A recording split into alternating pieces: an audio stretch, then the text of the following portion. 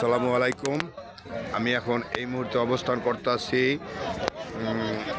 সংসদ ভবনের পিছনে চন্দ্রিমা উদ্যান, যাকে এখন বর্তমানে যার নাম চন্দ্রিমা উদ্যান, আগে ছিল সাবেক জিয়া উদ্যান, যেখানে সাবেক রাষ্ট্রপতি জিয়াউর রহমানকে সমাধিত করা হয়েছে এবং পরপর তিনবার দেশনেত্রী বেগম দেশমাতা আপসের নেত্রী এবং দেশের তিনবার পরপর মহিলা প্রধানমন্ত্রী বেগম খালেদা জিয়াকে যার পাশে সমাধিত করা হয়েছে। আমি অনেক দূর থেকে আসছি সেই ম্যাডামের কবর জিয়ারত করার জন্য।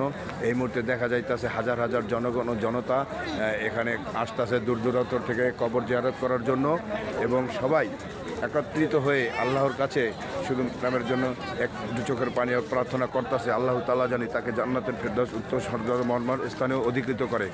এবং আমি আমার জীবনে যদি আমি কখনো আল্লাহ তাআলার কাছে যদি এক মুহূর্তের জন্য কোনো নেক বা হাসিলের কাজ করে থেকে আমার সে নেক আমলের বিনিময়ে যদি এক মুহূর্তের জন্য যদি সে এই হায়াতের বিনিময়ে তাকে যদি আল্লাহ তাআলা জান্নাত দান করুক, আমার জন্য এইখন মুহূর্তে আছে দেখেন।